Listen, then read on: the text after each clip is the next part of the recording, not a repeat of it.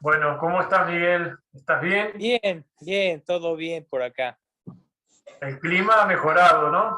El clima ha mejorado un poco, sí, sí. Ah, eso es Yo, bueno. sí. Acá vamos al revés. Acá hoy, por ejemplo, ya se puso frío. Tato ya se puso la gorra. eh, Cristina ya Claro. prendió la chimenea. Soledad se puso la bufanda encima. O sea, Es verdad, el poncho, me resisto, pero lo tengo que agarrar nomás. poncho, bueno, entonces está. Este, Sí, la felicidad de uno, la tristeza del otro. y ustedes van al revés con lo del clima, ¿no? Sí, Sí. absolutamente. Sí, sí. Yo prefiero el frío, así que Así Ay, Tony. prefiero. Y ahí, sí. y ahí en Vancouver sí que hace frío, ¿eh? Hace frío en el invierno, sí. Acá, Sí, no nieva ni nada, o sea que está bastante más suavetón. sí. Muy bien. Pues la semana pasada entonces nos quedamos con la pregunta de Soledad, ¿no? Sí, Acerca de, si no recuerdo mal, era acerca de las ofrendas que se ofrecían a los parientes o amigos que ya han partido, ¿no? claro, sí, yo me refería a cuando uno comparte o transfiere méritos. Sí, claro. Sí. ¿Qué tipo si realmente es beneficioso para uno? Sí, Yo sé que sí, pero para realmente esos seres que están en esos planos. sí. De hecho, en el budismo Theravada existe una clasificación que se llama los 10 cursos de acción meritoria. Los 10 cursos de acción meritoria. Entonces son 10 acciones específicas que se considera producen mérito, es decir, producen, siendo un buen karma, producen resultados deseables en el futuro. Y uno de ellos es precisamente lo que se conoce como la transferencia de mérito. Y eso es algo que específicamente el Buda enseñó en un momento dado. Eh, la, la historia de Orígenes es interesante. Esto sucedió en una ocasión en la que el rey Bimbisara de la provincia de Magadha estaba con el Buda y de alguna forma en su palacio hubo un cierto tumulto, un cierto evento que se relacionaba con estos espíritus, con los llamados espíritus hambrientos, que estaban causando una cierta conmoción. Y entonces el Buda le explicó al rey Bimbisara que lo que estaba sucediendo era que ciertos parientes del rey que habían muerto hace un tiempo muy largo,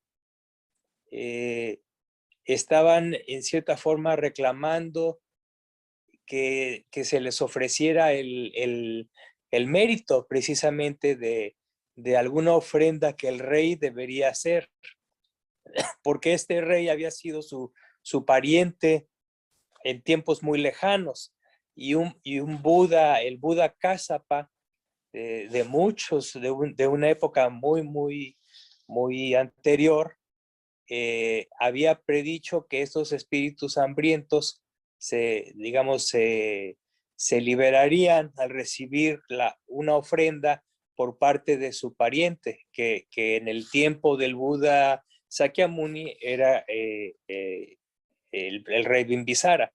Entonces el Buda le explica al rey que lo que debería hacer era hacer la ofrenda al Buda y a la Sangha, a su grupo de monjes, y ofrecer el mérito a esos parientes que estaban esperando dicho mérito, y así se hizo, así se llevó a cabo.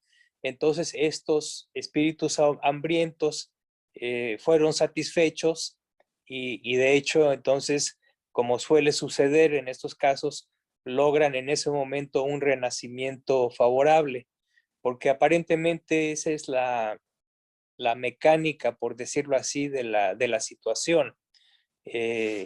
Los parientes o amigos mueren y renacen en esta esfera de existencia, que es una esfera desfavorable. Ya lo habíamos, creo que, discutido. Es una esfera donde hay carencia y donde el estado mental predominante de esos seres es el deseo, y es un deseo que es insatisfecho. Entonces, cuando se hacen las ofrendas a la sangha, a la comunidad de monjes o monjas, entonces, y si ese mérito se dedica a estos parientes que han partido, entonces pueden beneficiarse de esa ofrenda y cambiar su situación existencial.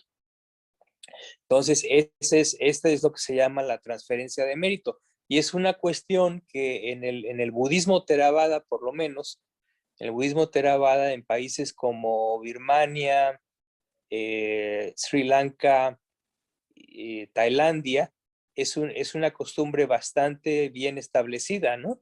En la sociedad budista, cuando los parientes mueren, inmediatamente se organiza una ofrenda a los monjes. Generalmente se ofrece una comida a los monjes justo al día siguiente después de la muerte, ¿no? Se hace cuanto antes. Entonces, en cierta forma es como hay una obligación moral, ¿no? Hay una obligación moral de hacer este tipo de acción cuando los parientes o amigos cercanos mueren. Entonces, y en algún, bueno, esta descripción está en un sutta, en el Kudaka Nikaya, en la colección de discursos menores, y hay otro sutta, pero ese no recuerdo exactamente en dónde está localizado en el canon, pero en este otro sutta hay otra referencia también directa a este hecho.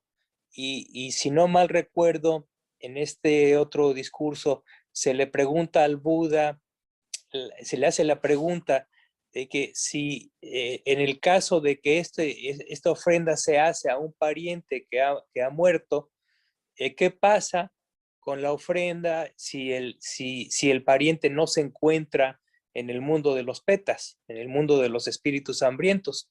Y entonces el Buda le contesta, bueno, porque la pregunta era, ¿a dónde va el mérito entonces? Y el Buda le contesta a esta persona que el mérito va de regreso al donador, ¿sí? Entonces, esta es una cuestión curiosa porque aparentemente esta transferencia es algo muy, muy específico.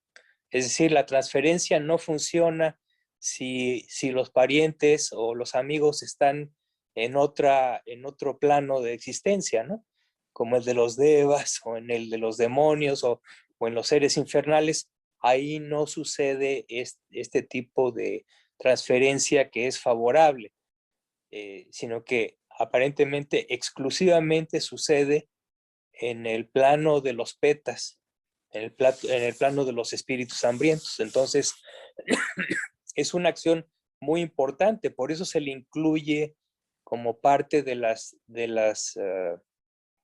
los 10 cursos de acción meritoria, ¿no? Como algo muy importante que los budistas de la escuela Theravada tienen que hacer, ¿no? Entonces, Ahora, es algo importante. ¿eso qué significaría? Que nosotros tenemos un vínculo mucho más estrecho con ese plano de existencia que cualquiera de los otros. Sí, es un vínculo muy cercano y el Buda establece que básicamente nosotros como humanos es casi inevitable que tengamos parientes que ya han muerto en ese plano de existencia, porque es un destino muy, muy común. para los humanos. Entonces, por eso se establece esta relación tan, digamos, tan importante o tan estrecha en ese sentido, ¿no? Es decir, porque la probabilidad es muy alta de encontrar un pariente en este plano de existencia. Sí. Bueno, no sé si Soledad satisfecha. Sí, sí, muchas gracias, Miguel. Era un poco, sí, porque yo había escuchado eso también, ¿no? Y sobre todo muchas veces que a los espíritus hambrientos, eso es como que muchas ofrendas tienen que ser tipo de comida, ¿no? Con comidas y con... Efectivamente, esa es una cuestión también muy particular. Tradicionalmente es comida y vestido, porque esos son los tipos de carencia que ellos tienen. Entonces, tradicionalmente se ofrece comida y túnicas, por ejemplo, a los monjes y monjas, ¿no? O tela para hacer túnicas a los monjes y monjas. Entonces, esa es la tradición. Sin embargo, yo alguna vez escuché de algún maestro que de hecho uno pudiera dedicar otro tipo de acción meritoria a estos seres que ya han partido, ¿no?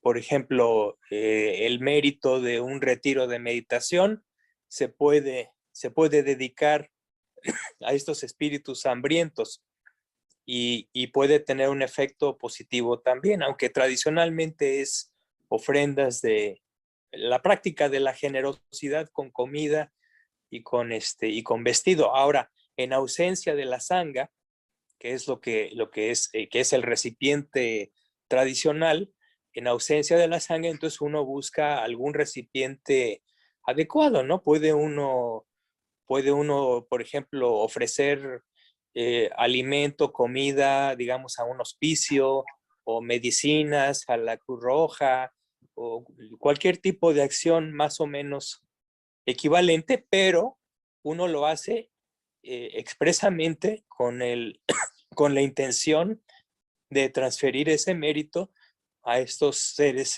que ya han partido. Es muy importante. Ahora, una cosa antes de que se me olvide, es muy importante. Hay una obra canónica, está en el Canon Pali, también en el Kudaka Nikaya, es decir, en la colección de discursos menores, que se llama el Petabatu. Y este Petabatu es precisamente una compilación de discursos y de relatos que tienen que ver con este mundo de los petas, con el mundo de los espíritus hambrientos. Y típicamente en este Petabatu se describe con mucho detalle, en muchos casos, se describe precisamente qué tipo de acciones o qué tipo de karma es lo que da lugar a ese tipo de renacimiento.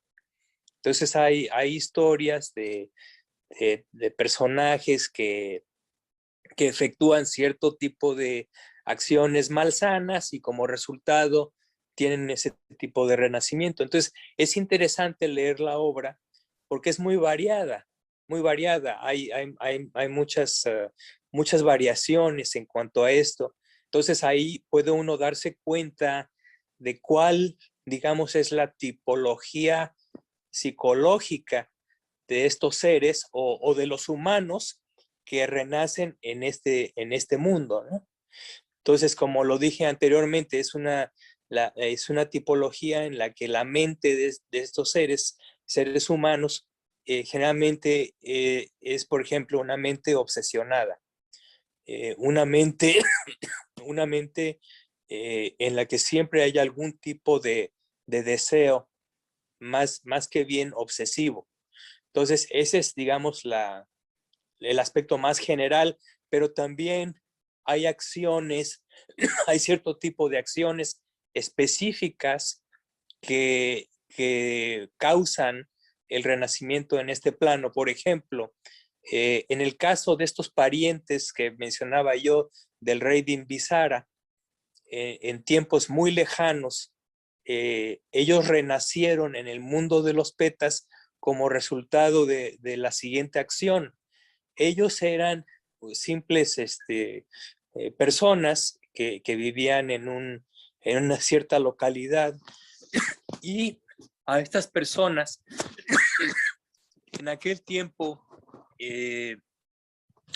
algún Buda, no recuerdo el nombre, algún Buda iba a pasar por esa localidad y los lugareños se habían organizado para ofrecer la comida al Buda y a sus monjes, y designaron a ciertas personas como responsables de la organización, de la organización para la distribución de la comida y de las ofrendas, de tela, etcétera, etcétera.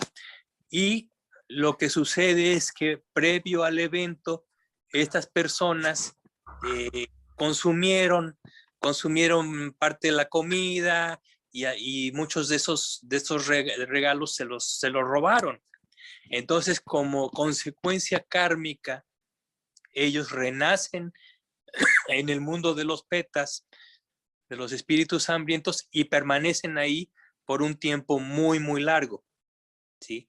Tan largo fue el tiempo que pasan todavía varios Budas y finalmente liberan su karma, por decirlo así, hasta el tiempo del Buda Sakyamuni. Entonces, como resultado de esa acción específica, ¿no? Entonces, en el Petavatu encontramos toda una serie de acciones particulares que dan lugar a que estas personas renazcan en este mundo desfavorable, ¿no? Sí. Ahora, qué interesante, porque recién estábamos hablando con Ítalo sobre esta traspolación que uno podría hacer de las historias y de las condiciones cosmológicas en las que viven los seres a los estados mentales que uno experimenta en una misma vida, ¿no? Y es interesante cómo de repente la similitud que hay entre una acción nuestra en la vida y la perpetuación del estado mental durante a veces años, ¿no? Por la realización de esa acción que queda instalada, ya sea buena o no, queda instalada en nuestra mente y rige muchas veces todo el resto de los estados mentales que estamos experimentando, ¿no? O sea Sí. que independientemente de que podamos creer o no en la existencia cosmológica de todos estos seres, lo que sí es cierto que hay una configuración psicológica que se da directamente a causa de nuestras acciones. Sí, así es. Y bueno, y eso claro, es algo que en cierta forma lo podemos observar en esta misma vida, ¿no? Pero ya desde un punto de vista cosmológico y tomando en cuenta el fenómeno de renacimiento, lo interesante es que muchas veces estos estados psicológicos perduran de tal forma que lo que sucede es una secuencia sucesiva de renacimientos en un plano específico, ¿no? O sea, no es solamente que va uno a renacer una vez, sino que pueden ser 20 veces, 60 veces o cientos de veces, ¿no? En la misma existencia, hasta que propiamente el karma de esa acción llegue a su extinción. Entonces es una cuestión muy seria. Digo, muy seria tanto para bien como para mal, porque en el caso de los estados mentales saludables, uno también puede esperar esa misma secuencia de resultados iterativos, pero que perduran durante mucho tiempo, ¿no? Entonces es algo interesante. Sí. Ahora, por ejemplo, un estado mental como el miedo, es un estado mental asociado también al mundo de los petas, o predomina la codicia y la satisfacción? El miedo, el miedo realmente la consecuencia se reparte en gran parte en el reino animal. El reino animal es muy amplio, es muy amplio. Existen muchos tipos de especies, de variedades, pero en forma bastante extensa predominan los estados de miedo.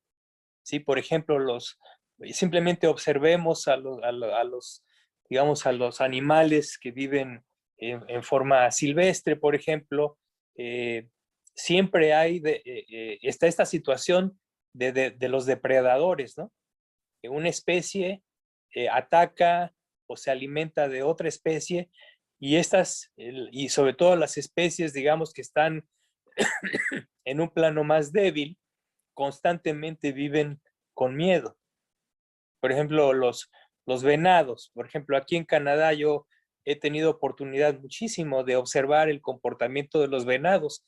El venado siempre está atento y muy nervioso. Cuando busca comida, lo hace con mucho cuidado. ¿Por qué? Porque hay depredadores como el puma, por ejemplo, que en esta región de por aquí es muy común, y el puma siempre se alimenta de los venados, entonces siempre están con miedo, ¿no? Y eso es una situación muy general en el mundo de los animales, una existencia con mucho miedo, ¿no? O sea que Porque podríamos decir que una persona con esa característica tiene una asociación muy fuerte con esos planos de existencia. exactamente, una persona que constantemente vive con miedo, lo lógico es que perdure el estado de conciencia, ¿no? Es simplemente eso, la conciencia va a donde, a donde le corresponde, ¿no? A lo que embona mejor, por decirlo así, ¿no? Entonces, ahora, como ustedes saben, el miedo es un estado malsano Claro. y tiene como raíz la aversión, la aversión. Entonces eh, es muy importante en cuanto al aspecto de entrenamiento mental, tratar de erradicarlo, ¿no? Sí, sobre todo en la meditación se presenta muchas veces en los límites por ejemplo, de estados nuevos, sanos incluso, ¿no? Como el regocijo, un jhana, y además hay como un freno ahí yo lo noto, o sea, bueno, lo noto en otro nivel de experiencia, digo, pero noto muchas veces un freno en la meditación y lo percibo y a veces tengo que sacar el freno porque si no me quedo en como un loop de observación, ¿no?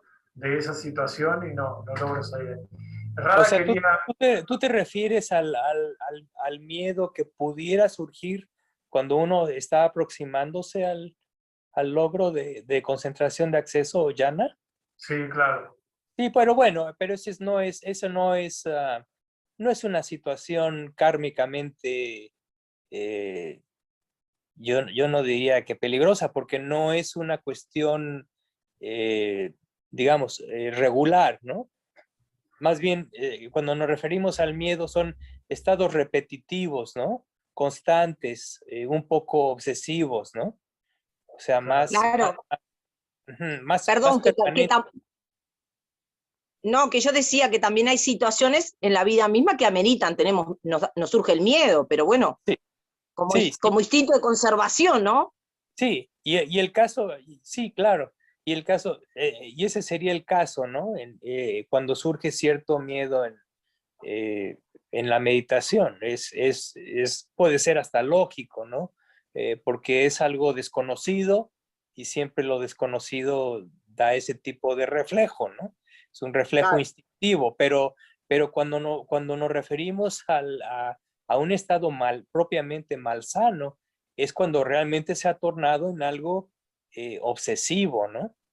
en algo eso, obsesivo y que no tiene una base racional, etcétera, etcétera.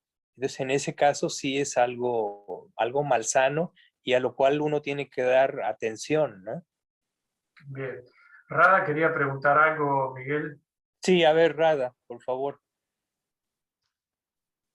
Hola, buenas noches. Hola, ¿Cómo están? bien, Miguel, la bien. otra vez se me cortó, perdón, estabas respondiendo a mí, se me cortó y me quedé sin batería. Sí, Tengo otra pregunta compleja, Miguel, para a hoy. ver, No sé si contextualizarte o hacerte la pregunta directo. como gustes, Bueno, tenemos te hago tiempo. bueno, a mi madre la cuidamos con mi hermana desde niña, nosotras la cuidamos más a mi madre que mi madre a nosotras. Mi madre tenía esquizofrenia desde muy joven. Entonces, quedó en el 2019, a finales del 2019, quedó en terapia intensiva, la cuidamos 4 meses y murió en terapia intensiva. Y cuando ella murió, yo lo que experimenté fue una preocupación muy grande que iba a pasar con ella por como su transición. La sigo Claro. teniendo como esa preocupación. Y todavía no me queda a mí muy clara si es una preocupación mía, porque siempre la tuvimos que cuidar, contándote con la responsabilidad que mi hermana está en otro budismo, tengo amigos de budismo zen, de budismo tibetano, cada uno en esos días en la transición, ¿no? Cuando ella desencarnó, que fue, aparte, yo justo en ese momento no estuve, pero sé que fue una muerte un poco traumática, le dieron morfina y todo, que por suerte pasó en el hospital porque yo 3 días antes ya había preparado mi casa para traérmela, para no dejarla en un geriátrico, porque si Ujú, me tocaba pasar eso a mí iba a ser un poco más traumático, digo, dentro de lo que era la situación, que ya era difícil, ¿no? claro, Y mi madre, bueno, si bien nos dio una vida muy difícil, porque una persona con esquizofrenia es muy, muy difícil, como que nunca fue un obstáculo para, mi hermana eligió otro budismo, nunca, o sea, participaba en las reuniones de ese budismo. Yo cuando iba a las reuniones de yoga, ella iba, después cuando conocí budismo zen, ella iba, como que siempre estaba a favor, no participaba, pero siempre se quedaba como escuchando a ella, como que le gustaba escuchar. Entonces digo, bueno, algo fue, si bien fue muy difícil para ella ser madre también y se quiso suicidar muchas veces, una vida muy difícil ella en su mente, ¿no? Sus padres, mis abuelos, todos muy difíciles. Entonces, bueno, cada amigo mío de diferentes budismos me decía su opinión qué tenía que hacer en esos días y esas horas que mi madre había muerto, ¿no? Y yo le hice un poco como una unión de rituales y lo que yo instintivamente sentía, ¿no? Mientras íbamos vaciando sus cosas, bueno, en una fotito le pusimos una vela. Yo tengo unas amigas japonesas que ellas están en un budismo en particular, son shintoístas, pero son budistas también, esos budismos. sí, Entonces ellas me dijeron, bueno, le puedes ir explicando, dando una ofrenda, contarle. Sacamos la ropa de lo de mi hermana lo más rápido que en 4 días tratamos de sacar la ropa, cambiar el lugar, sacamos sus cosas, todo, donamos su ropa. Pero el otro de mi hermana, que me vi después hacía mucho tiempo, me dijo, yo también me siento preocupada, que será me lo contó no acongojada, ya no tenemos esa congoja, ¿no? Aparte, mi madre desencarnó el día justo que se declaró la pandemia, mi madre ese día desencarnó. Y bueno, también fue traumático para nosotras porque mi madre compartía la sala de terapia intensiva con 9 personas más. Entonces nosotros veíamos la muerte, o sea, yo hablaba con la médica y pasaban las personas en la camilla, o sea, yo vi mucha muerte, ¿no? sí. ¿Qué es lo más aconsejable para, no para mí solo, sino para las familias que venimos practicando budismo o estando en budismo? Y mi pregunta en realidad central, que me dispersé un poco, Miguel, es que es complejo, es, ¿uno interfiere cuando la persona ya desencarna, más siendo hijos, ¿no? Y más nosotros que con mi hermana estábamos conscientes que teníamos un karma con mi madre, obvio con mi padre, pero de hecho ese sufrimiento con mi madre nos llevó a buscar el budismo. La verdad que entre otras cosas fue como lo que nos llevó a buscar otro refugio, ¿no? Claro. No sé, No sé si está clara mi pregunta, porque tampoco ni Sí, yo la tengo muy sí, clara. sí, claro, la situación es clara. Bueno, por una parte, como muchas veces, a veces se menciona, ¿no? Lo que pudiera parecer una cosa muy desfavorable o una gran desgracia, se torna en una gran bendición, ¿no? En este caso, en tu caso, por ejemplo, tú encuentras el budismo, buscas en el budismo y entonces de alguna forma entras en el camino, ¿no? Y es el camino de la liberación con respecto al sufrimiento y todo a raíz de la situación con tu madre, ¿no? Entonces, en ese sentido, se puede decir que es una situación favorable, definitivamente, ¿no? Ahora, por otra parte, eh, desde luego que como hija te vas a preocupar por el destino de tu madre, ¿no? Y claro, como lo mencionas, las circunstancias fueron tales que tuvo una vida psicológica muy difícil, ¿no? Entonces, eh, y bien, esto viene a cuenta precisamente por el tema de hoy, ¿no? La transferencia de mérito, ¿no? Y queda muy bien en el caso de tu madre porque todavía, digamos, su muerte es bastante reciente.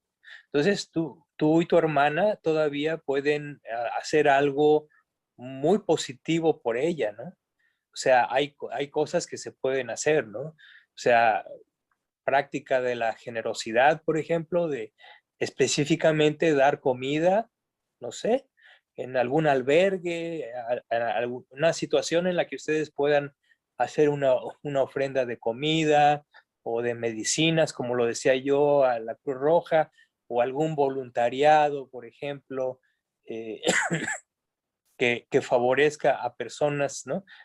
que necesiten de alimento, ¿no? Entonces, ese tipo de cosas se puede hacer, pero siempre en aras de tu madre, ¿no? Es decir, dedicar esas acciones a tu mamá. Y bueno, existe una probabilidad de que ella sea capaz de recibir esas ofrendas, de recibir el mérito propiamente, ¿no? En cuyo caso, vamos a decir, eso no lo sabemos. No hay forma de saberlo, es muy difícil. No es que no haya forma, sí hay forma, pero es muy difícil.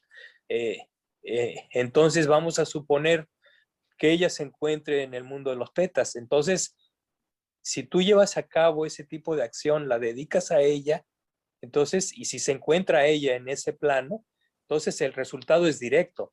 Y la resultante de esa acción es que ella toma renacimiento en una existencia mucho más favorable. Y generalmente esa existencia, cuando tú lees el Petabatu, te das cuenta de que la gran mayoría de renacimientos de petas que recibieron ofrendas de parientes es casi siempre en el mundo celestial, en el mundo de los devas, ¿no? Entonces, ¿por qué? ¿Por qué sucede esto? Porque la conexión, la conexión es tal que estos petas se dan cuenta. Esa es una de las particularidades de esa existencia. Ellos se dan cuenta o sienten que el pariente, en este caso la hija, tú, está haciendo una obra meritoria en aras de ella, ¿no? Entonces, eso causa lo que eso causa inmediatamente un estado de regocijo, ¿sí? En Pali se llama piti, es un estado de regocijo, de gozo, y lo que sucede es que una vez establecidos ellos en ese estado, que es extraño para ellos en forma ordinaria, porque siempre tienen una vida bastante miserable, cuando ellos entran en ese estado de regocijo, mueren, pero renacen con el último momento de conciencia en ese estado de regocijo. Y por eso toman un renacimiento muy favorable. Entonces es una situación muy, muy favorable para ellos si es que se encuentran en ese plano de existencia cuando los Claro. parientes dedican las ofrendas a ellos, ¿no? Entonces, en cierta forma es muy buena noticia porque podrías hacer muchas cosas todavía por tu madre, ¿no? Por decirlo así. Entonces, sí. Perdón. No, lo que a mí me pasa desde mi lugar, que me resulta confuso, porque por ahí porque todavía no comprendo algunas cosas, ¿no? Hoy me río, a veces lloro, hoy me causa gracia contarlo, pero yo sé que ya mi madre no está en ese cuerpo, entonces cuando yo la recuerdo, que tengo una fotito, tengo como un altarcito, justa, más que nada no porque extrañamos a nuestra madre, sino porque queremos que esté mejor, ¿no? Estamos de Claro. acuerdo con mi hermana pero lo que a mí me resulta confuso como persona, todavía en mi experiencia, es que yo ya sé que mi madre no está en ese cuerpo, entonces yo cuando pienso en mi madre, pienso en ese cuerpo, ¿no? Con esa forma, digo. Entonces esa es la parte que a mí me resulta confuso cuando digo, bueno, y que le llegue a ella, o que podría ser, yo había escuchado lo de las ofrendas, pero ahora como lo venís explicando vos, me cierra mucho más. Claro, Pero más, sí, creo que también esa es una cuestión, por ejemplo, lo que acabas de decir es una situación muy común, ¿no? Nos imaginamos a la persona que ha partido, pues nos las imaginamos con la fisonomía que tenía, con el cuerpo que tenía, pero la realidad de las cosas es que una vez que sucede el renacimiento, ya los aspectos personales desaparecen, ya es otro, básicamente es otro ser, claro, es otro ser. Por esa razón, esa es una de las razones por las cuales cuando se practica meta, el amor benevolente, la meditación en el amor benevolente, eh, la doctrina nos dice que uno no practica meta hacia personas muertas, ¿sí? ¿Por qué? Porque en cierta forma es un sinsentido. No tiene sentido porque ya es otra cosa. claro. Son otra cosa completamente diferente. Entonces, nuevamente es algo que no va de acuerdo con la realidad porque el objeto de meditación que corresponde al estado de meta siempre es un ser vivo o un conjunto de seres vivos, ¿sí? Específicamente, ¿no? Entonces, ahí hay una cuestión que está relacionada con esta, eh, con cómo consideramos la realidad, ¿no? Si una vez que la persona muere, ya a menos que tengamos el poder supernormal del ojo divino y sepamos cuál es el destino y qué forma tomó ese ser, mientras no sepamos eso, no podemos asegurar nada.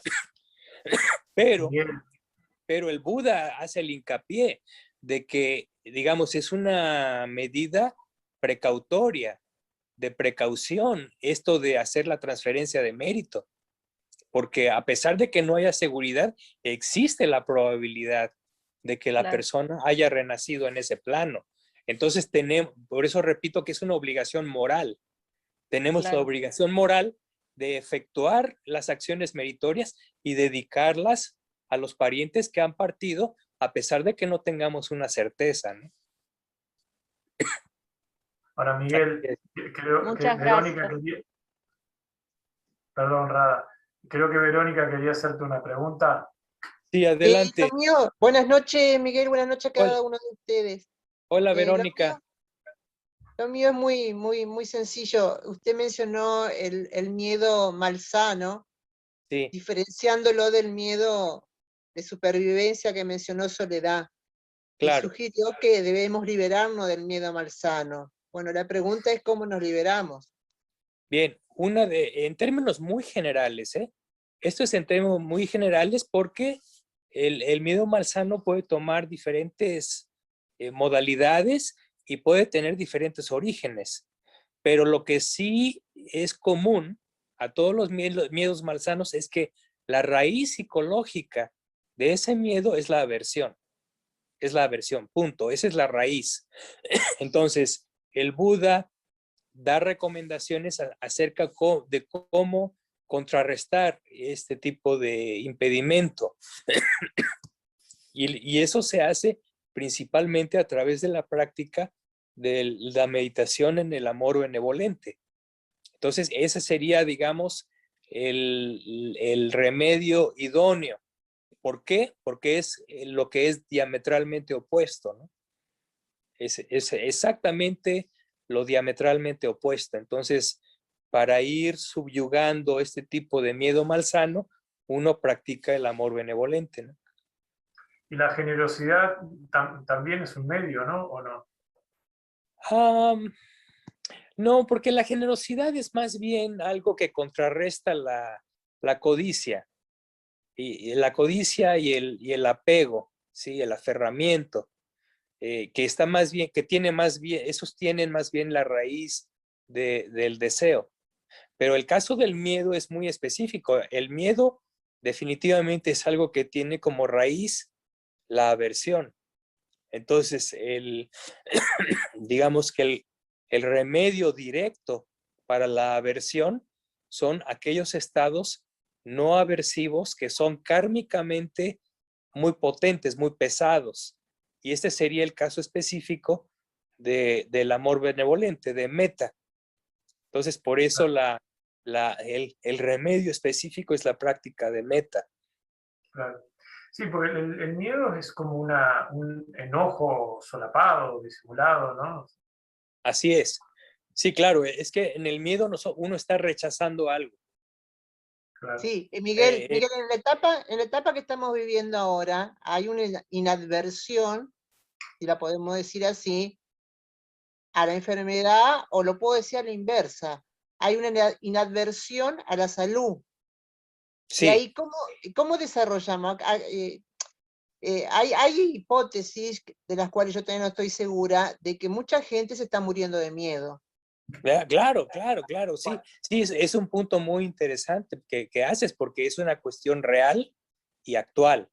Y efectivamente, digo, aquí en Canadá tenemos ese problema social, ¿no? La gente, hay gente que entra en unos estados de miedo terribles y yo no sé si les mencioné la semana pasada, tal vez lo mencioné o no, o lo mencioné a otro grupo, que yo escuché un reporte aquí en Vancouver en el que decía que en esta provincia de Columbia Británica, 2/3 partes de la niñez está afectada psicológicamente, es decir, tiene una patología psicológica.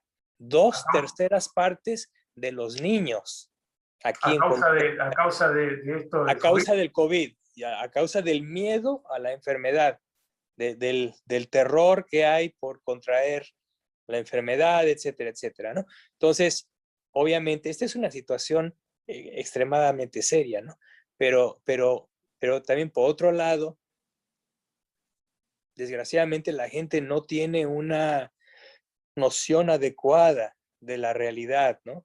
Es decir, son presa de un estado de ofuscación, ¿no? Que no se entiende correctamente, la gente no tiene la relación adecuada con respecto a su propio cuerpo, ¿no? Entonces, primero que nada, o sea, lo personalizamos para empezar y entonces nos da terror a todo aquello que pudiera pasarle al cuerpo, ¿no? Pero el cuerpo no es algo que es realmente nuestro desde el punto de vista de la enseñanza del Buda, ¿no? Es decir, si la persona no tiene suficiente desapego por el cuerpo, entonces va a sufrir mucho con respecto a todo lo que pudiera o no pudiera pasarle a ese cuerpo. Entonces, es un problema de actitud, es una actitud errónea, es una visión errónea en donde no se entiende propiamente precisamente esa relación con el cuerpo. El apropiamiento, la posesión, el aferramiento, el apego es demasiado, está sin mesura, o sea, es demasiado. Y eso causa propiamente en la misma medida, causa una reacción psicológica. ¿Sí? Cualquier pequeña amenaza se torna muy grande porque el apego es muy grande. Entonces hay una carencia de una estrategia realista con respecto a las cosas, ¿no?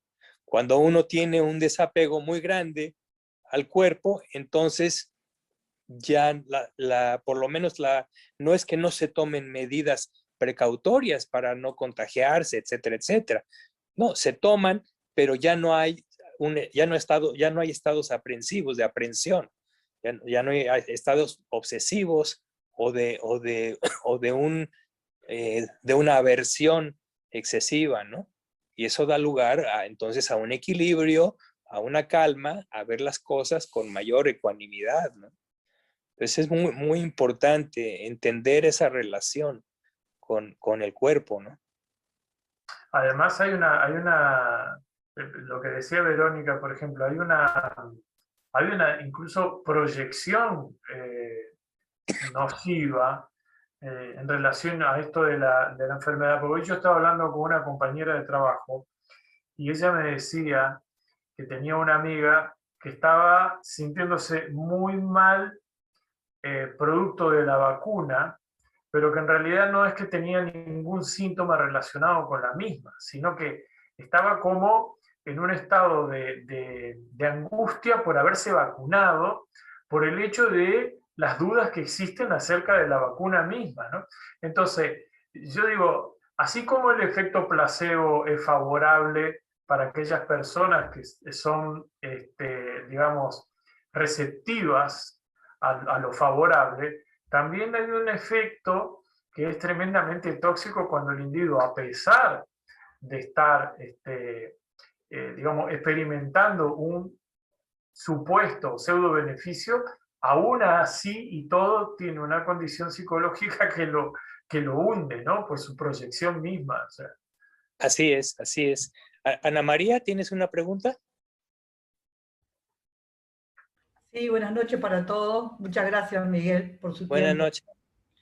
El budismo habla de renacimiento, de reencarnación. Sí, ¿Qué debemos decir correctamente? es una diferencia de terminología nada más, ¿no? En el budismo Theravada, en las traducciones, preferimos el término renacimiento. Renacimiento. Sí, renacimiento. El término reencarnación es un término antiguo que ya no se usa. Sí. Y otra pregunta cortita.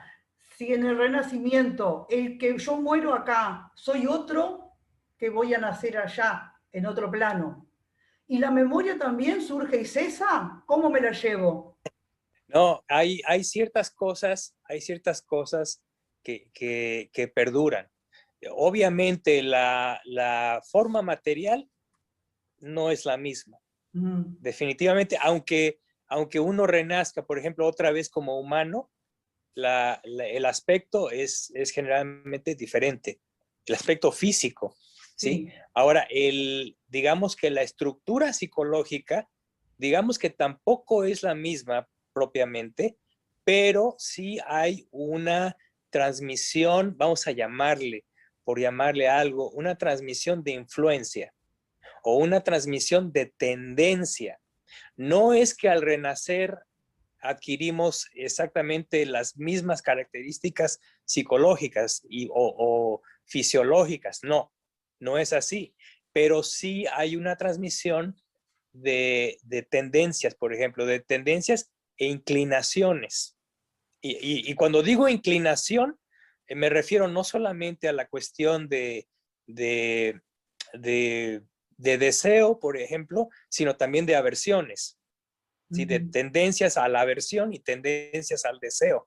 Esas son las cosas que perduran. Esas son las cosas que, por decirlo así, se transmite, ¿no? Por ejemplo, si la persona tiene inclinación a enojarse fácilmente en esta vida, entonces después del renacimiento esa persona es totalmente diferente, puede hasta cambiar de género, pero lo que sí perdura es que la persona tiene entonces la tendencia a enojarse fácilmente, por ejemplo, por decir algo, ¿no? Y tanto para lo bueno como para lo malo, ¿no? Sí.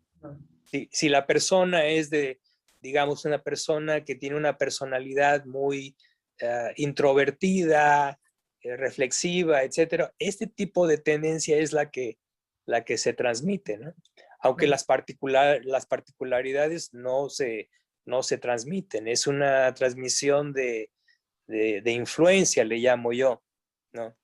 En cierta forma, es interesante porque a veces en las discusiones se puntualiza o se menciona que básicamente entonces esto ha surgido muchas veces, ¿no? A lo largo de los años. Dice la gente, bueno, entonces, ¿para qué hacer el esfuerzo meditativo o el esfuerzo tratando de seguir la moral, los preceptos, si el que va a recibir los efectos ya no soy yo? Entonces, en cierta forma, hay una cierta razón, pero por otra parte, y esto es algo muy budista, por otra parte, uno pensaría, bueno, ok, no voy a ser yo exactamente, pero aquel ser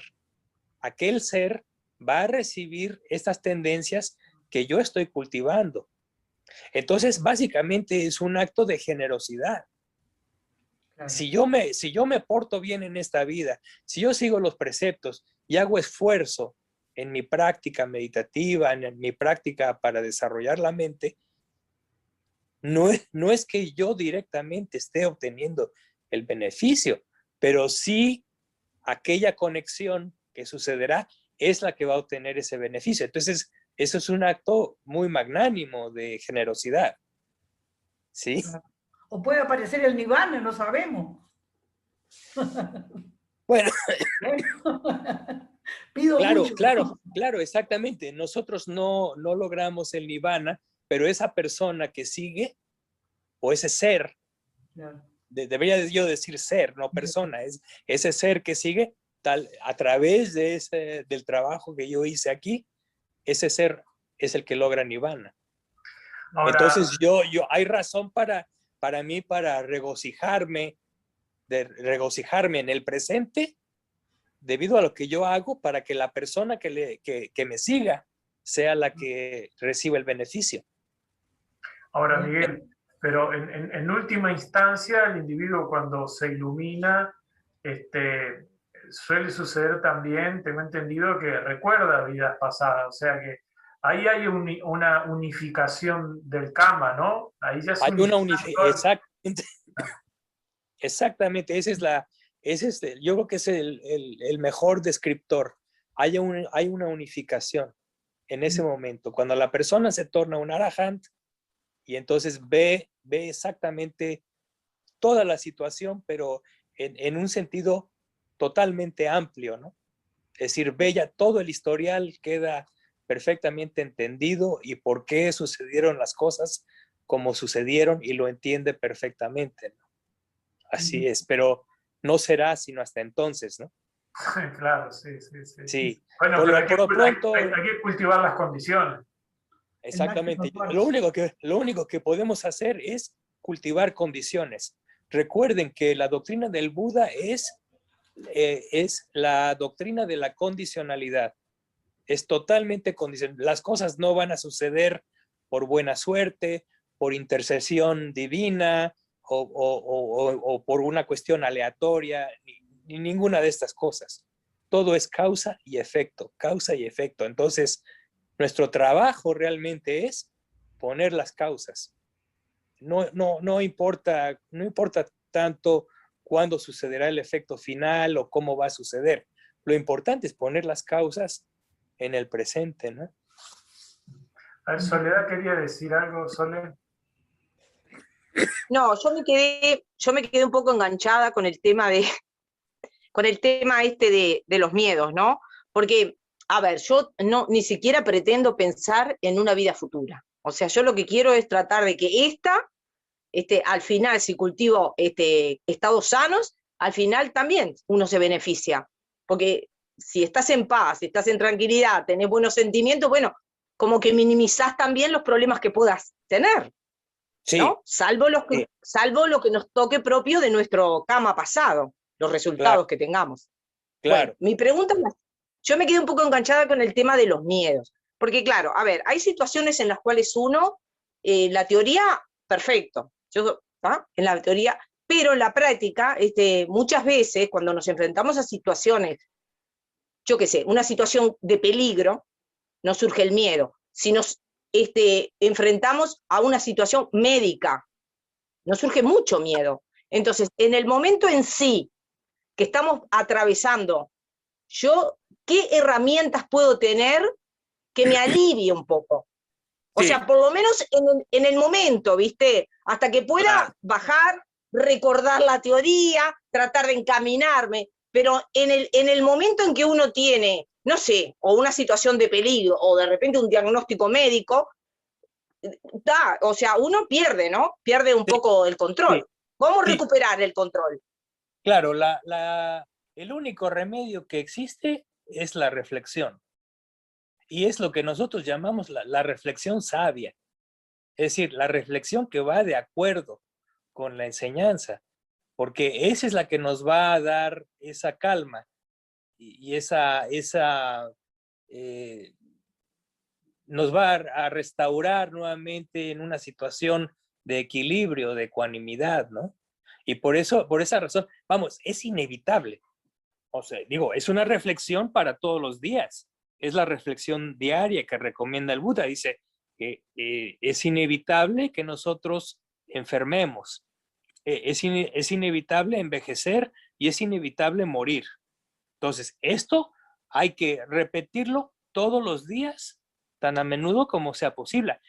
De hecho, cuando llega el momento en que el doctor me dice, oiga, está usted lleno de tumores cancerosos y le quedan 2 meses de vida. Tenemos las opciones de quimioterapia y de radiación, ¿no? También podemos intentar la cirugía, bla, bla, bla, bla, bla, bla, bla, bla, bla. Bueno, es inevitable. Si no es eso, va a ser otra cosa, va a ser el Alzheimer o va a ser lo que ustedes gusten. Pero es algo de lo cual no vamos a escapar. No hay escapatoria. Entonces, la única escapatoria es en la mente. Entrenar. En la mente. Entrenarse, ¿no? El entrenar y sobre todo, pero el entrenar para entender. Cuando las cosas son a través del entendimiento, no son tan graves, no es tan... Digo, si a mí el doctor me dice la semana que entra, usted tiene cáncer, sí, bueno, pues era de esperarse, ¿no? Es de esperarse si no hubiera sido alguna otra cosa. Bien, entonces pues procedamos con lo que sea, ¿no? Pero ya no hay ese sufrimiento, esa aprensión, esa desesperación y ansiedad. Esas son las cosas que son malsanas, ¿no? Malsanas, sí. Entonces, se tiene que ver en forma muy objetiva. Este cuerpo es impermanente, pero además ni siquiera es mío. Porque si fuera mío, como dice el Buda, si fuera mío realmente, entonces yo le diría, no envejezcas y no te enfermes y que nunca tengas cáncer, ¿sí? Y que si tienes cáncer, entonces que los tumores desaparezcan, porque si fuera tuyo, tendrías control de lo que es tu propiedad. Porque si no es de tu propiedad, pues no tienes control de eso, ¿no? Entonces, cuando se entiende esto, si de principio uno desarrolla suficiente, ¿cómo se dice?, desprendimiento con respecto al cuerpo, porque esa es la esencia de la contemplación del cuerpo, es una de las contemplaciones en el Satipatthana, es el primer fundamento de la atención, es el cuerpo. Y el cuerpo se tiene que ver en la forma apropiada. Regresamos otra vez a lo que habíamos discutido anteriormente, que la gente no considera al cuerpo en la forma apropiada. Lo ve exactamente como no debe de verlo. Se apropia del mismo, se establece su relación de propiedad cuando esa relación de propiedad es injustificable, no puede ser justificada. Entonces, mientras más reflexiona uno y más practica uno meditando ese desprendimiento del cuerpo, Entonces, cuando haya una amenaza al mismo, no hay problema, ¿no? Está uno tranquilo.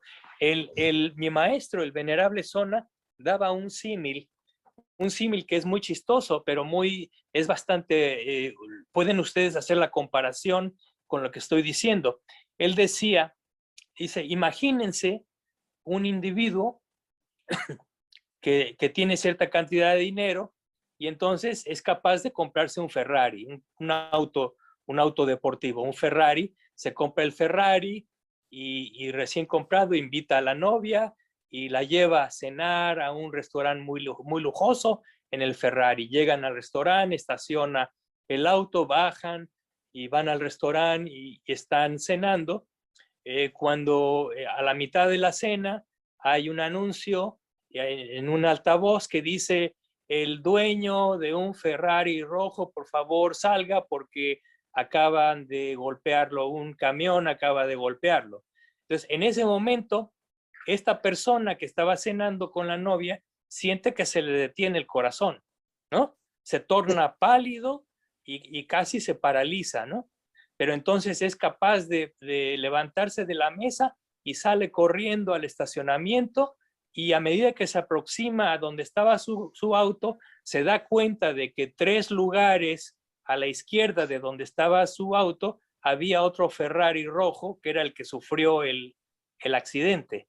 Entonces, en ese momento, cuando él se da cuenta de que no era su auto, entonces siente un alivio tremendo y se regresa muy contento a cenar con la novia, ¿no? Entonces, aquí el alivio consiste en darse cuenta de que no era el suyo. De la misma forma, nosotros tenemos que darnos cuenta de que nuestro cuerpo no es nuestro. Es un Ferrari, sí es un Ferrari, pero no es nuestro. Entonces, si le pasa algo, no es el fin del mundo, porque no era nuestro desde el principio. Es difícil de entender, pero es un entendimiento que viene solamente con la meditación introspectiva. Hay que repetirlo una y otra vez, darse cuenta, reflexionarlo, verlo por diferentes puntos de vista hasta que empiece realmente a surgir ese entendimiento profundo. Cuando eso empieza a surgir, en esa medida uno ya no va a sufrir tanto con lo que le pasa al cuerpo. Perfecto. Es fundamental, es una de las cosas más fundamentales en la práctica meditativa Theravada, ¿no? Y desgraciadamente no se hace el énfasis que se le tiene que hacer. Se hace mucho énfasis en Tailandia, por ejemplo, en la tradición de la foresta tailandesa es lo principal, es la base, es básica, es la base. Este entendimiento de que el cuerpo no es tuyo, entonces no te apropies de él y no sufras por cuenta de ese cuerpo, ¿no? Porque si continúas con esa apropiación, entonces estás destinado a tener grandísimos problemas psicológicos. Y claro, y eso es el mismo fundamento, por ejemplo, de la vanidad, ¿no? De la vanidad, o sea, de la corporal, ¿no? Sí, la raíz del egocentrismo, ¿no? La raíz del egocentrismo en relación al cuerpo, ¿no? Claro. Y también en relación al deseo excesivo, ¿no? A la lujuria, etcétera. No se le está viendo en una forma realista. Se está viendo a través de un lente ilusorio. Entonces, el apropiamiento, el deseo excesivo, todas estas cosas, la infatuación con respecto al cuerpo, son cosas completamente falsas, equivocadas, y que simplemente van a dar lugar a un gran sufrimiento en la gente, ¿no? Tanta operación de estética, ¿no? Sí, sí, por ejemplo, ahí lo vemos, ¿no? Lo vemos, porque la gente no está contenta con su cuerpo, no puede aceptar que ya el pellejo empieza a colgar.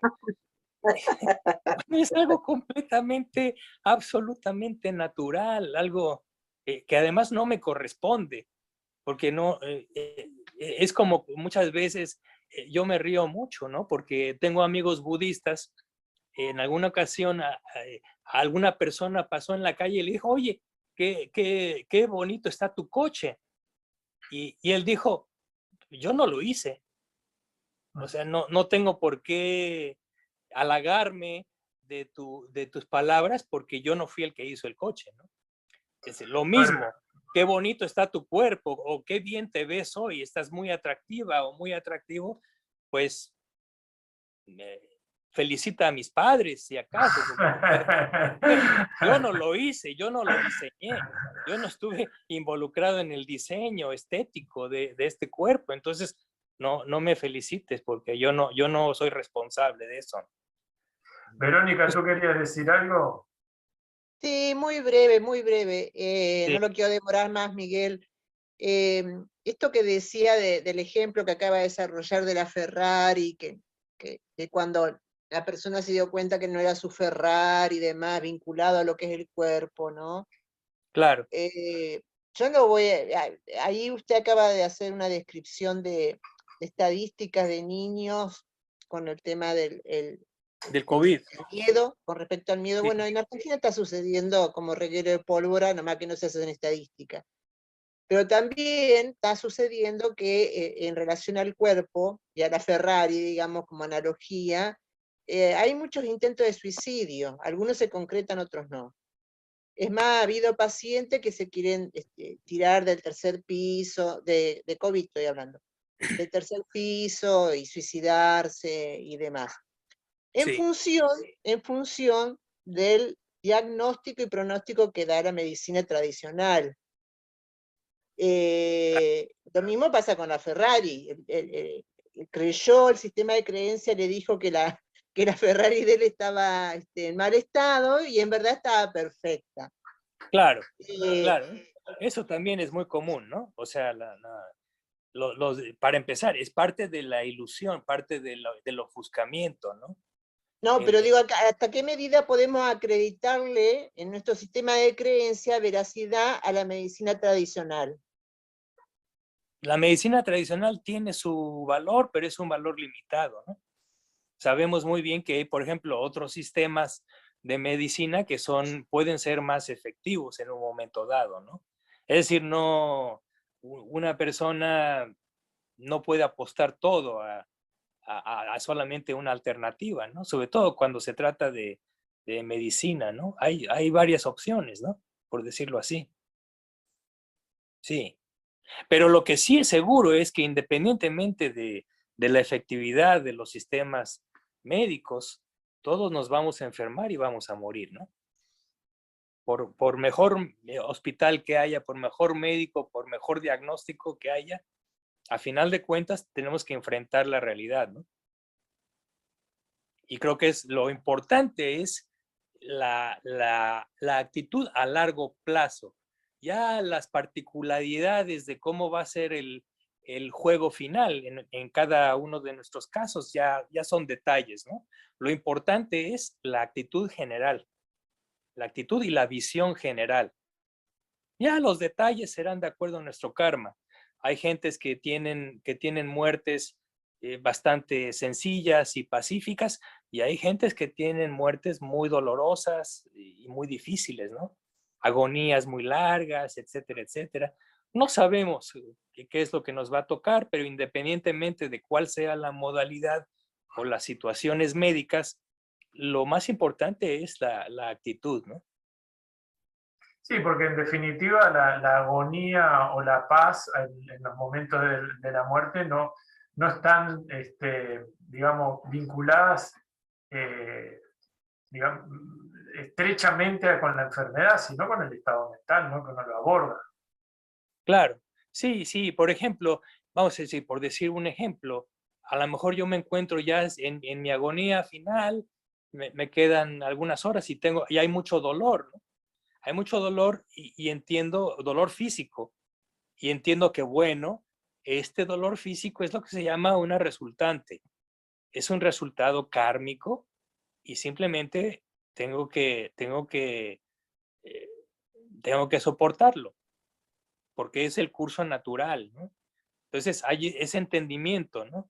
Y puede ser terrible, terrible el dolor, pero cuando hay ese entendimiento no hay un rechazo, no empiezo a gritar, ¿por qué me está sucediendo eso? ¿Por qué no puedo tener una muerte sin dolor? Pues no. Uno no hace eso, ¿no? Cuando hay entendimiento no hay ese tipo de desbalances, ¿no? Pero perdón, buenas noches a todos los que no... Soledad decía que en la teoría está todo bien, pero claro, hay que, de una manera u otra, cultivar de alguna manera, una aprehensión que al parecer es muy sencilla de comprender, que tiene que ver con el tema de las leyes de la naturaleza. Sí. En el cual la naturaleza opera de una manera con sus leyes, y una de las leyes de la impermanencia, y bueno, está la base del Dhamma, ¿no? Sí. Y cuando uno comienza con la herramienta de la reflexión, de una manera u otra, que puede de alguna manera también cultivarlo, en el sentido de tratar de demoler, por así decirlo, el artificio de la ilusión del yo, y de cómo está construido, y cómo se construye, y cómo el yo, que eso se puede hacer en cámara lenta, y para eso está la meditación, para eso está la formalidad de la meditación, para ir, de alguna manera, es una deconstrucción de lo claro. Erróneamente construido, por así decirlo. Ahora bien, refiriéndonos un poquito al tema del miedo, el miedo, que si bien está en la práctica, como bien decían, de meta, porque la raíz es dosa, es la aversión, es la ira, ¿no? Sí. A la misma vez que tú lo mencionaste, la meditación del cuerpo, de las 32 partes, etcétera, etcétera, de ir de alguna manera demoliendo esa idea, porque en realidad es una idea, Sí. y que cuando sobreviene una anomalía, por así decirlo, esa anomalía es una interpretación que nosotros hacemos desde nuestra identificación, o desde nuestra identidad de lo que somos. Pero en realidad esa anomalía, que puede ser, que ya se mencionó cáncer, la palabra cáncer, en realidad no es una anomalía, Claro. sino es algo que forma parte del espectáculo de la existencia, y particularmente de la experiencia, que de una manera u otra cuesta comprender, cuesta aceptar, y particularmente cuesta porque no tenemos la integración intuitiva de cómo funcionan las leyes de la naturaleza.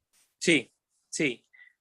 Ahora, Perdón, yo quería de repente agregar algo, eso me parece sumamente interesante, ¿no? Para que una vez que respondas, Miguel nos responde a los dos. Yo creo que también muchas veces el hecho de que nosotros nos estemos recreando permanentemente en nuestra perversión y en nuestras impurezas, nos hace perder de vista que ese sufrimiento final es igual a todo el sufrimiento constante que experimentamos día a día. Lo que pasa es que hemos desarrollado la destreza de a los sufrimientos cotidianos revestirlos de placer o revestirlos de confort, para no darnos cuenta que es un proceso gradual el sufrimiento final, ¿no? O sea, que nosotros podemos manipular todo menos eso último, que ya no hay forma de manipularlo, que es el dolor final, la vejez, la muerte final. Ya no podemos hacer más nada con eso, pero en realidad lo venimos sufriendo desde el mismo momento que nacemos, ¿o no? claro, así es. Y por eso el Buda específicamente dice que la muerte es dukkha, a pesar de que es una pequeñísima fracción temporal, le da el lugar correspondiente y dice que ese es también dukkha. Ahora, una cosa que no mencioné, pero que es muy importante en la práctica, no solamente el aspecto de tomar la relación adecuada con el cuerpo, pero por ejemplo, en el caso de la muerte y la enfermedad, desde el punto de vista psicológico, algo que se tiene que hacer para nosotros los practicantes de la meditación es tenemos que ensayar de antemano una y otra vez. Es como el actor que ensaya la obra, ensaya su papel, su rol, lo ensaya una y otra vez, el diálogo, y cuando llega el momento de actuar, lo sabe perfectamente y se desempeña perfectamente. De la misma forma, nosotros tenemos que ensayar la enfermedad una y otra vez, estando sanos, una y otra vez. Y la muerte la tenemos que, es una de las meditaciones, como decía mi maestro, es el rey de las meditaciones, la meditación acerca de la muerte. Tenemos que visualizar nuestra muerte y reflexionarlo y verlo desde todos los puntos de vista, ¿no? Por ejemplo, todo aquello que es preciado por mí, todo aquello de lo que disfruto, todo eso lo tengo que dejar en el momento de la muerte. Y eso hay que ensayarlo. Es decir, cómo se siente, cómo siento, cómo se siente el tener que dejar atrás todo esto.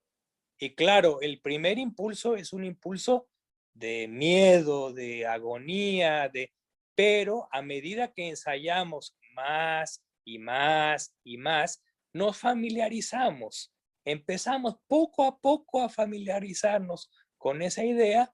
Entonces, cuando llega el momento de presentar la obra, es decir, cuando llega el momento de morir, ya está muy bien ensayado.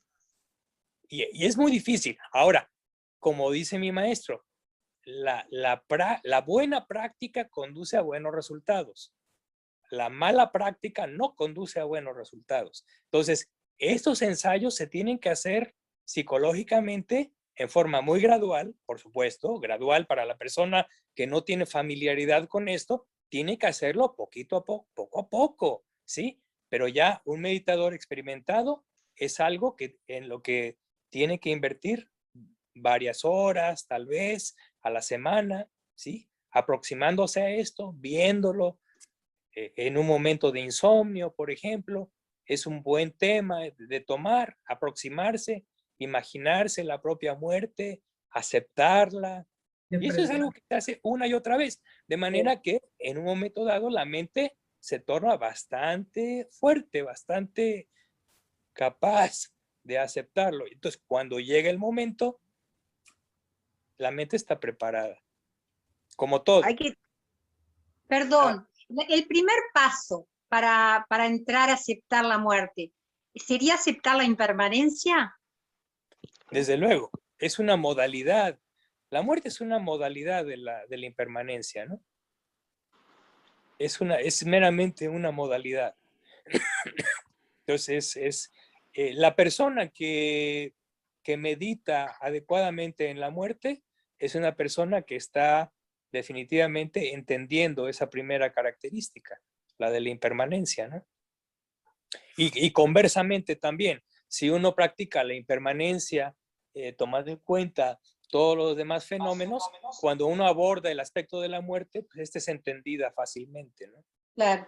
Pero aquí lo importante es lo que decía Ítalo, no tanto la cuestión teórica, aquí hay que hacerlo en forma, es una cuestión muy práctica, muy personal, muy psicológica, de psicología inmediata. O sea, vamos a enfrentar la muerte, vamos a empezar, porque de ordinario, como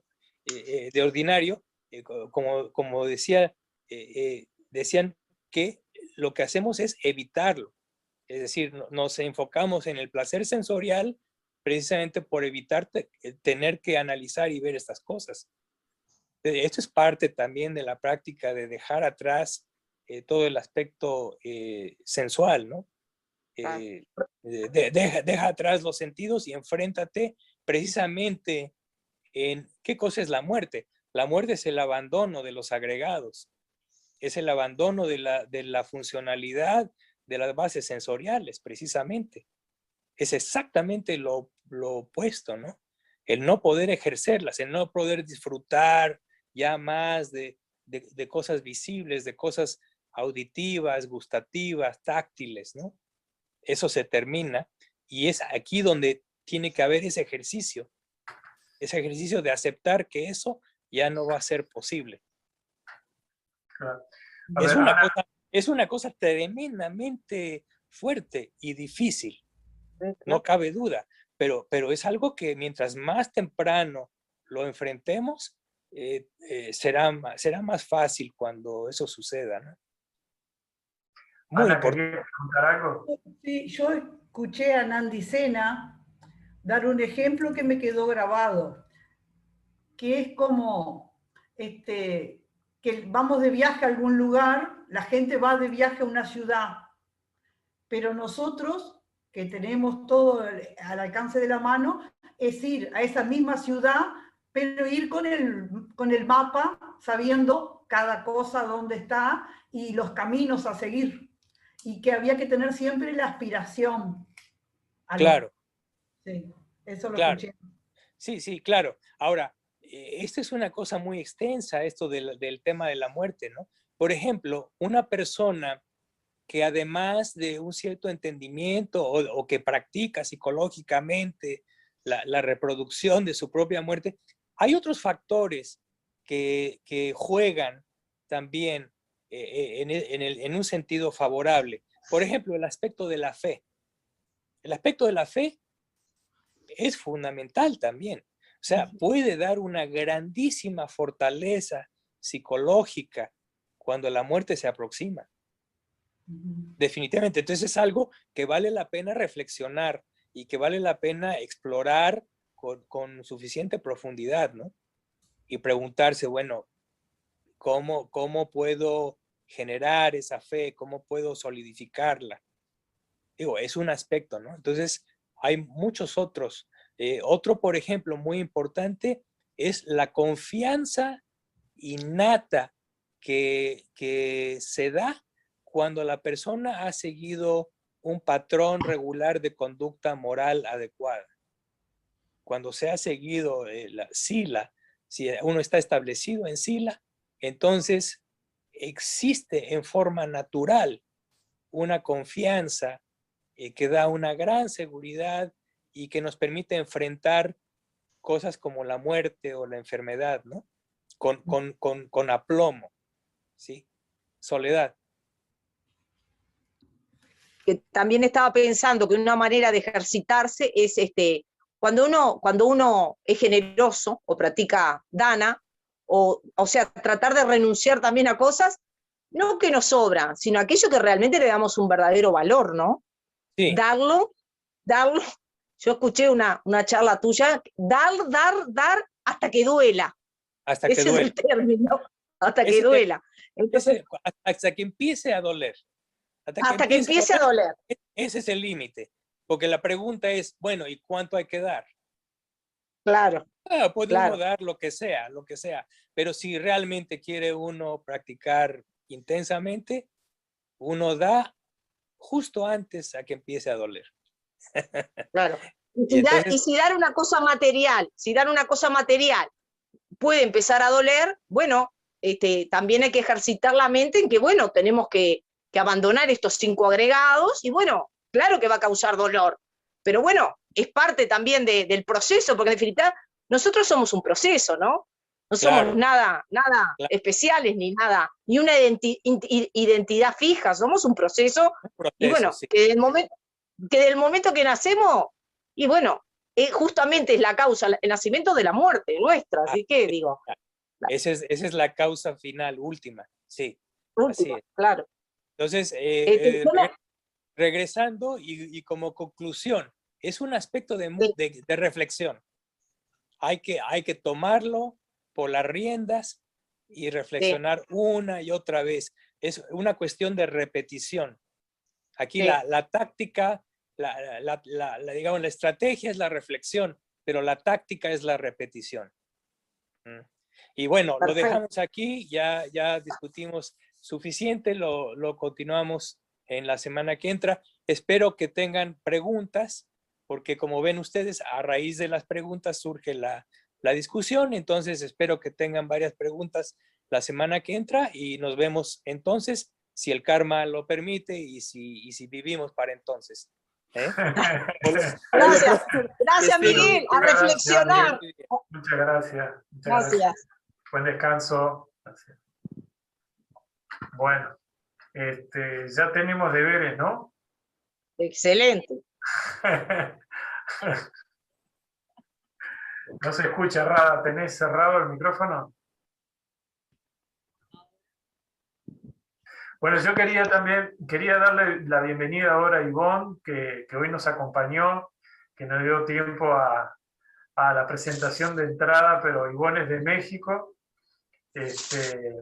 Hace un buen tiempo que venimos conversando sobre el tema, y bueno, y hoy se dio las condiciones para que ella pudiera acompañarnos. Y nada, Ivonne, todos los miércoles estamos por acá, siempre tratando algún tema con Miguel, que es paisano tuyo.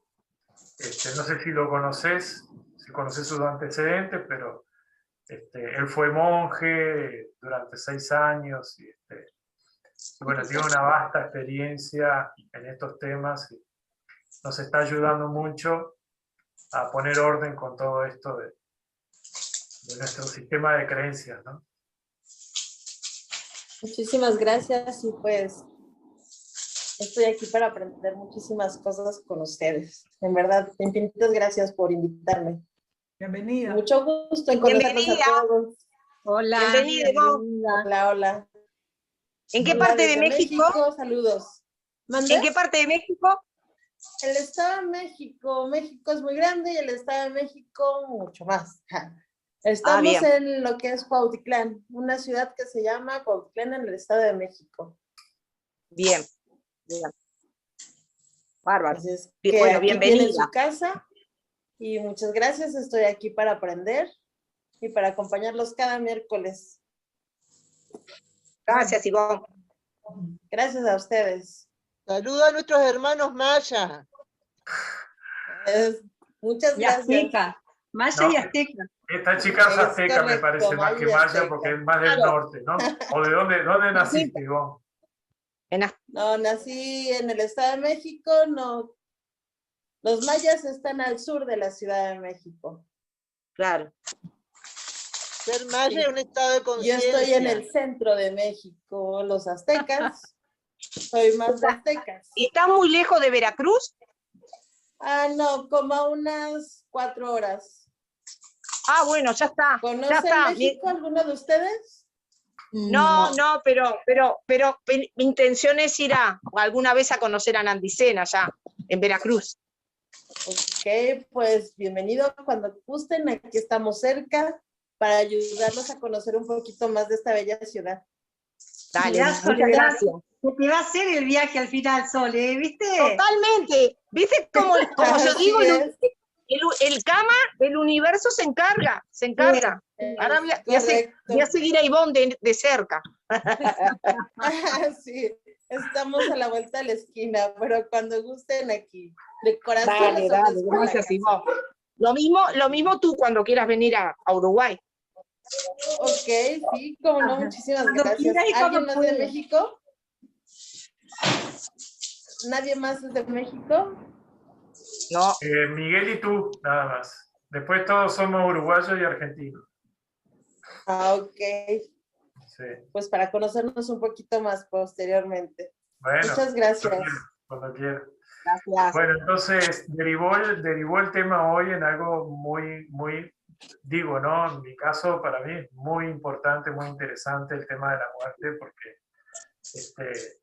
tengo una relación con la muerte muy extraña, ¿no? De repente hasta parece media amorosa, pero hay momentos que me fascina el tema. Y por momentos digo, pero ¿qué es lo que está pasando, no? ¿Cómo que te puede fascinar el tema de la muerte?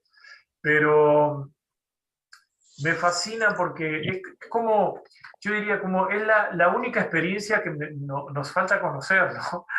O sea, porque después las conocemos todas, el envejecimiento, la enfermedad y todas las otras experiencias de una manera u otra las conocemos, pero la muerte de forma directa es la única que nos falta conocer. Entonces, Bueno. en aras de conocer, a veces como que me enredo en esa historia de fascinación, de decir, ¿cómo será? ¿No? Que no sé si es correcto esto, porque además no sé si es deseable tampoco, no es que estoy deseando la muerte, digo, pero me la imagino, eso sí, me la imagino. Lo que pasa que lo que yo pienso que realmente la muerte en sí, bueno, si te acostás y mañana ya no amaneces, ya está, ya la experimentaste. El tema es todo el proceso. La película mental que uno se hace, el sufrimiento que uno imagina, todo eso es lo que realmente nos provoca. Por eso, digo, está bueno el hecho de que, bueno, sí, voy a morir, pero y el camino hacia ahí de repente es lo que inquieta, ¿no? Claro, claro. Y a ver, Zulma. Lo que pasa que no es, es la muerte. Uno tiene que enfrentar el tema de la muerte, que vas a dejar tu cuerpo y todo lo demás. Pero hay todo un componente alrededor tan extenso que no abarca solamente a yo dejo mi cuerpo. Es también el tema de los apegos, de los afectos, porque también en un caso de una enfermedad, vos te preocupás cómo van a quedar mis hijos, qué va a pasar con mi esposo o con mi madre si es muy viejita y está viva y depende de mí. Es un combo tan grande lo que yo realmente estoy, pero a 800.000 años luz de poderme sentir en el estado que Romero lo dice, y me encantaría poder llegar a verlo desde esa manera, pero también me pregunto cuántas personas ante el anuncio de que tenés un cáncer pueden reaccionar con tanta tranquilidad y con tanta objetividad, ¿no? Bueno, yo no creo que uno pueda reaccionar con tanta tranquilidad. Yo creo que es la forma de abordar esa inquietud, porque la inquietud la vamos a tener todos, ¿no? Es algo desconocido y no sabemos cómo enfrentarlo, digo, pero la forma de abordar esa inquietud yo creo que sí puede cambiar, Zulma. No es lo mismo abordar, por ejemplo, un dolor sin ningún analgésico que tomarse un analgésico, o el dolor de todas maneras lo vas a padecer, pero lo vas a padecer de una manera diferente. Ahora, ¿qué va a pasar con el resto de las personas? Nosotros lo que tenemos que ver es a nuestro alrededor, lo que le pasa a los demás. A nuestra familia le va a pasar exactamente lo mismo que le pasa a las otras familias que pierden a su ser querido. O sea, sí, el que claro. se va... En el momento de pasar por eso, yo puedo entender y racionalizar si eso le va a pasar al vecino, es una cosa de la que nadie se escapa, pero hay que realmente estar en estos pantalones y en estos zapatos. Pero ese los zapatos... reaccionar con tanta tranquilidad. Claro, pero es que por eso, claro que es difícil. Por algo el Buda nos da una alternativa, porque sabe que nadie pasa por ahí olímpico. Yo creo que... Perdón. Sí. No estaba escuchando bien. ¿Me escuchan? Sí, Sí. Ah, Sí. Yo con relación a estos que tienen que ver con la muerte, yo creo que lo puedo conceptualizar mejor, o por lo menos verlo mejor como el proceso de la muerte. Es decir, como que hay, de alguna manera, como un transcurso, como un devenir hacia la muerte. El gran tema es que nosotros dicotomizamos todo, que aparentemente estamos vivos en este momento, y lo conceptualizamos como tal, nos identificamos con un estado, y excluimos todo el tiempo esa posibilidad de que hablamos hoy, el tema del decaecimiento permanente que tenemos nosotros en nuestra existencia, en nuestra experiencia. El tema es el siguiente, que yo creo que en estas épocas que nos están ocurriendo, por lo menos yo no me acuerdo de las otras vidas cómo fueron, los procesos de muerte están mediados, por lo menos por todo un montón de inoportunidades que nos ocurre en relación a cómo se producen todo lo que tiene que ver con la gestión hacia la muerte, ¿no? Y estoy particularmente hablando con el tema de la gestión asistencial.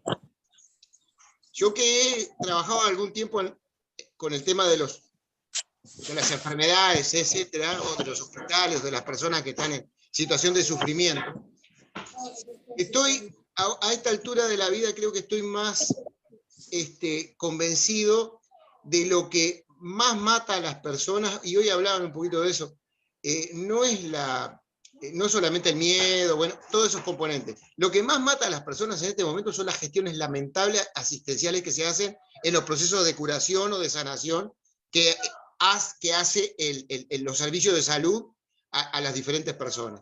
Todo ese traqueteo de ir y venir, de ver especialistas, de salas de espera, de estudios que no vienen, de biopsias que demoran 30 días y las personas se comen las uñas. Total. Es decir, eso es lo que en definitiva es lo que yo creo que en el fondo la gente le tiene miedo. Sí. Y no es precisamente el hecho de, discúlpenme porque Karina hizo entrar un perro acá que es un vendaval que no es nuestro, pero lo metió para acá adentro y me desorganizó un poco, y por eso estoy diciendo un poco desprolijo lo que estoy diciendo. Se entiende igual lo que decís, ¿eh? Y entonces el punto es que creo que las personas, porque a mí me gustaría saber cómo yo morí antes, y de qué manera morí. Si morí en mi casa, morí en pila de lugares. Las personas hoy no tienen otra opción, parece que morirse en los fríos hospitales, que es una forma absolutamente antinatural, sí. Es una contravención, es totalmente contra natura, con un manejo horrible de lo que tiene que ver con los tiempos de cómo las personas se pueden de alguna manera empoderar, por así decirlo, aunque entre comillas, porque todo está condicionado, pero empoderarse de las situaciones para ir comprendiendo qué es lo que está ocurriendo. Y entonces el punto es el siguiente: nosotros creemos que este es nuestro cuerpo, que tenemos control sobre él, pero una vez que nos dan un diagnóstico que es potencialmente letal, ahí perdemos totalmente la capacidad de control de todo. Y esa falta de control es lo que nos produce, de una manera u otra, de que quedemos en el aire, y quedamos absolutamente desprotegidos, desamparados, sin refugio, y en una especie de colapso y de vacío, en el cual no tenemos en qué agarrarnos. Eso a la misma vez nos produce ¿qué? Aislamiento, somos diferentes de los demás. Entonces toda esa creación, que tiene que ver con lo que hablamos hoy, de la falta de comprensión de la impermanencia, cómo funcionan las leyes de la naturaleza, de ese apego, esa upadana, esa personalización que hacemos de nuestro cuerpo, se suman y convergen en una gestión asistencial lamentable, como hoy por hoy se están haciendo, y de hace mucho tiempo, ¿no? A todos los procesos de muerte. Además, cítalo, hay algo que es muy interesante eso, porque tal cual, además está el agravante de que el sistema te dice que te puede salvar. Entonces te dice, además el sistema te dice, seguir luchando, vos podés resistir, entonces te metes más medicamentos, te sometes a más exámenes, te destruyen por completo todo tipo de posibilidad de tranquilizar la mente, sumergiéndote en una ansiedad, ¿no? Y en una búsqueda de paliar ese sufrimiento, cuando debería ser todo lo contrario, es como moríamos antes en casa, tranquilos, con la familia. Exacto. Sí, yo creo que el punto es el siguiente: la persona transcurre por esas situaciones en el cual, estoy hablando específicamente de enfermedades que son terminales, ¿no? O que hay poco recurso terapéutico, o los recursos terapéuticos son tan agresivos que terminan, en definitiva, siendo los productores del desencadenante de muerte. Entonces, que la persona va en esa ambigüedad entre las expectativas, ¿no? Favorables con en una montaña rusa emocional, por así decirlo, porque el sistema de salud te da expectativas hasta cierto momento. Y cuando pasa el tiempo, bueno, los recursos terapéuticos no fueron de tal manera que tuvieron impacto, entonces, bueno, a la persona le dan las malas noticias. Y otra vez la expectativa positiva de que pueda haber posibilidad. Y otra vez el recurso no funcionó. Y así va como bamboleando. Entonces la persona queda exhausta desde el punto de vista afectivo. Pero no solamente la persona, sino que nos acompaña también, porque están hechos pelotas todos. Es decir, es como un acompañamiento mal hecho de parte del sistema de salud, ¿no? Por lo menos de lo que yo veo. ¿Se me escucha? Sí, sí, sí. Que quiero decir ¿Sabés? una sola cosa, que en realidad, yo que estoy cercana también al tema de los médicos, tengo un hermano que es intensivista, y bueno, en algún momento también le planteé todo esto que estás diciendo, él me decía, si vos acudís a los médicos o llamás a un médico, el médico, por su formación profesional, siempre va a intervenir.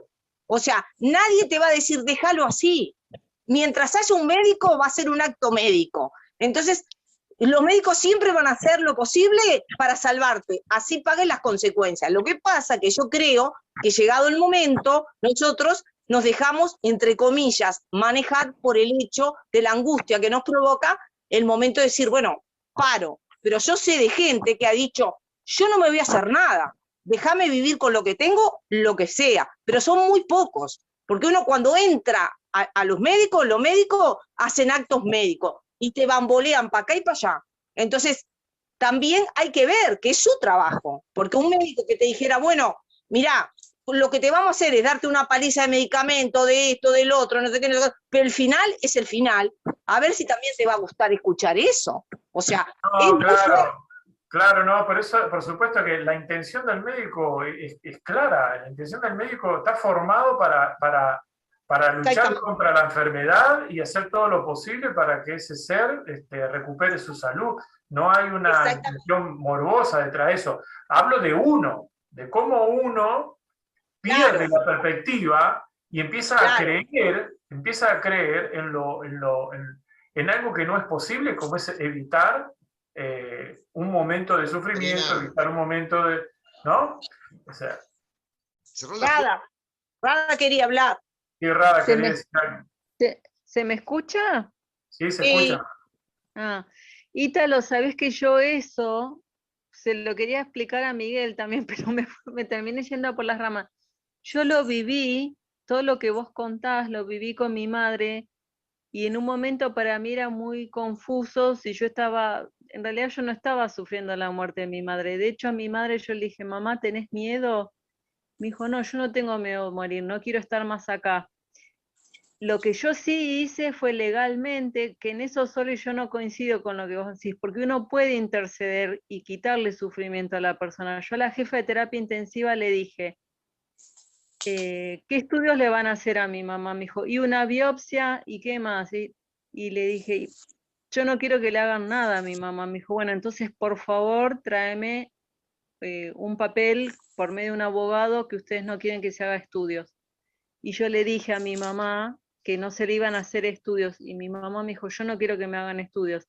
Mi abuela era enfermera y ayudó a morir a mucha gente en un geriátrico, ¿no? Que le decían, yo no quiero, o sea, no quiero pasar por ningún procedimiento. Y mi abuela me dijo, si vos ves que cuando quede internada traen una mesita, no me enchufen.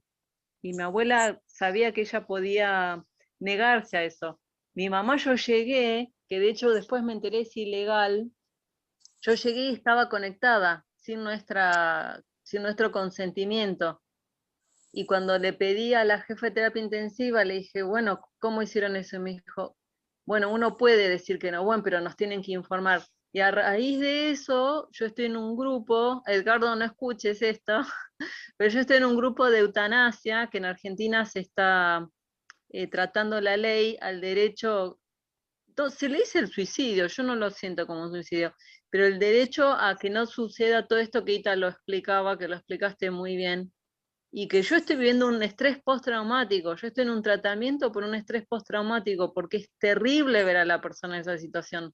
Vos no sabés si está viva, si está muerta, si está viva por un aparato, qué va a pasar cuando la sacan, o un estudio. Yo estaba esperando un estudio y me enteré que yo por esperar a esa médica, mi mamá estuvo 15 días más con respirador. Y bueno, de hecho mi madre murió por una mala praxis. Entonces, coincido mucho. Bueno, estamos hablando en la situación que uno queda internado, no en una muerte que por ahí, no sé, en un accidente de auto y morís radicalmente, ¿no? Pero acá en Argentina es interesante todo lo que está saliendo, porque el sistema médico es un sistema que no tiene que ver con la medicina. Hay intereses, hay dinero, hay pruebas. Prueban, dicen, ¿qué pasa en una persona de 75 años que tiene tumores, esquizofrenia? Yo cuando pedí Claro, que bueno, pongan... eso está, a ver, eso ya estamos como saliendo un poco de, a ver, se sabe eso, pero yo estoy hablando No, de Sole, eso. no se sabe, porque si no, no le estaría comentando. No, la gente no sabe, la gente cree que te tienen que abrir, que te tienen que cortar, no, la gente no sabe que uno puede intervenir en su propia vida. Pero, Así como no sabe que tiene acceso al budismo, la gente no sabe que puede llegar a un final de su vida más pacífico.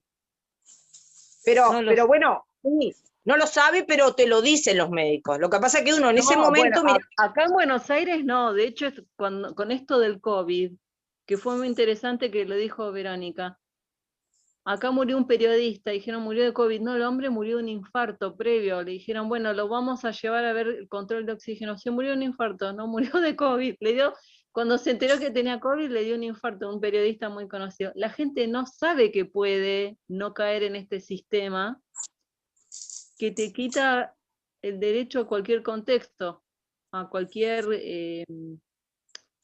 situación. Yo porque trabajo no como médica, yo, pero yo intervine yo- por mi madre porque... yo también, por eso te digo, yo también intervine por mi mamá, que la querían ponerle el aparato este, ¿cómo es?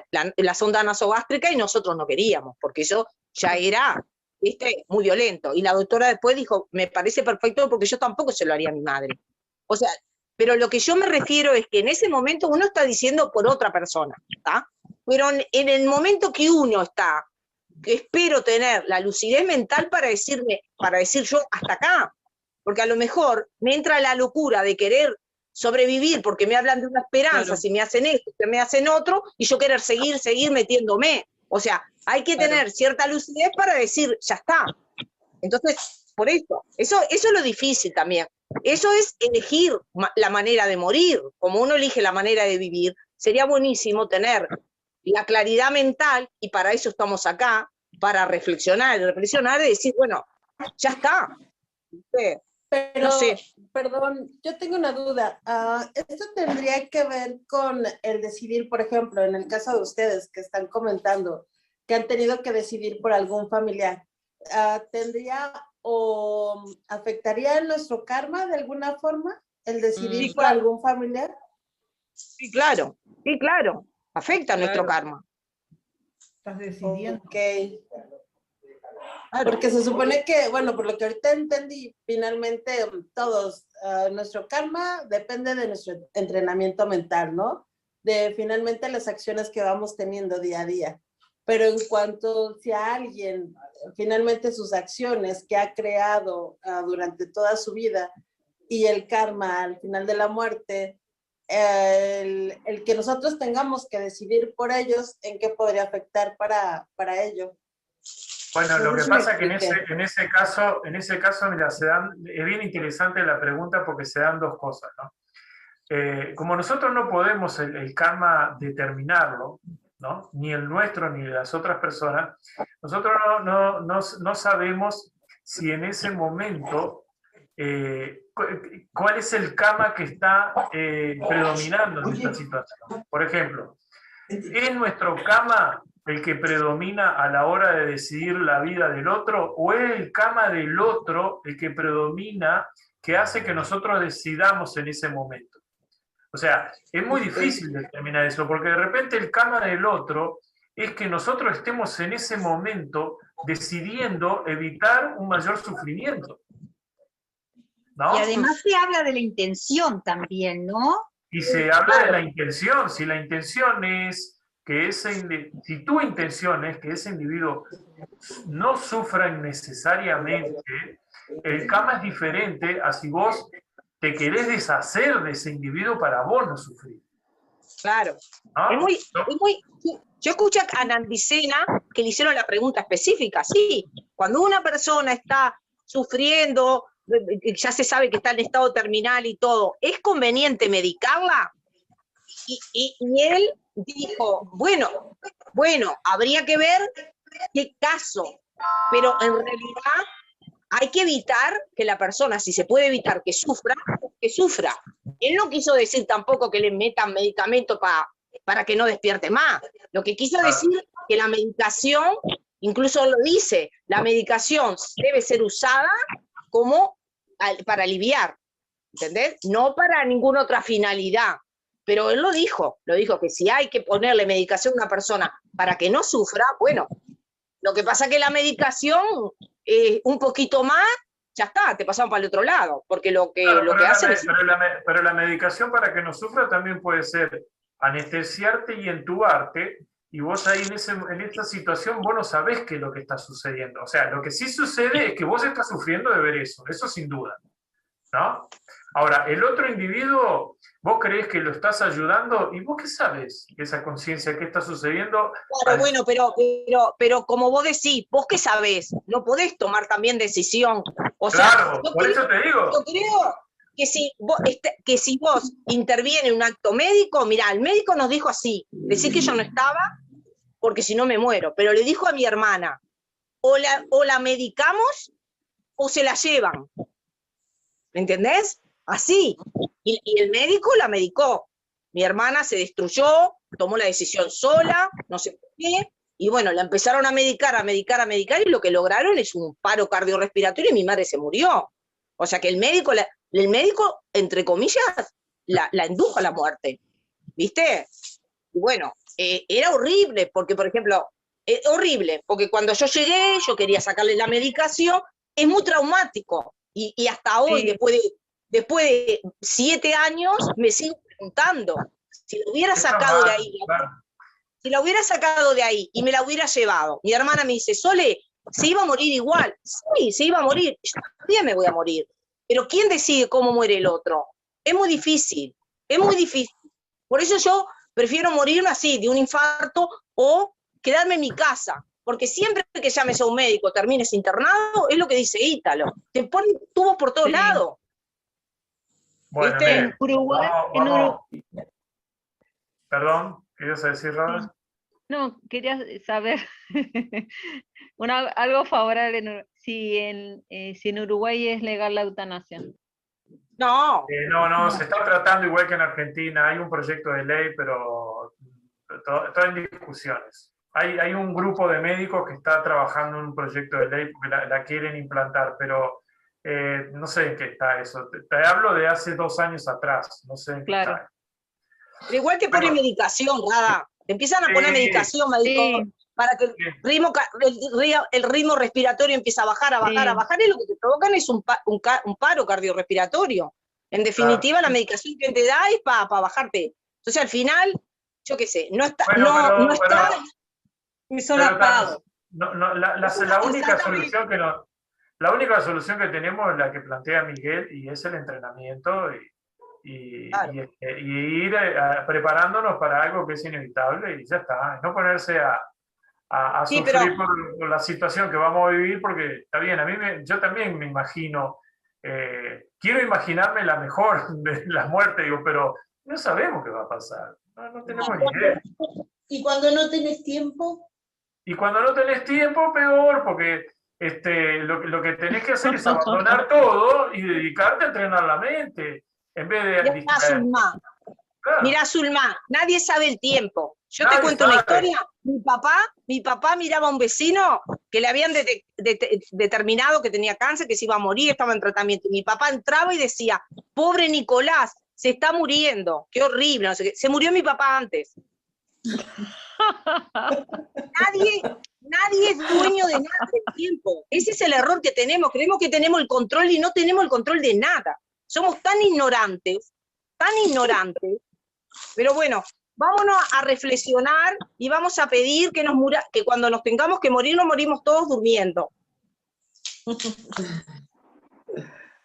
¿Por qué no? La mente, acuérdense, la mente es poderosa. hay gente que le dan placebos y la gente se mejora. ¿Por qué? Sí, Porque por la mente. sí.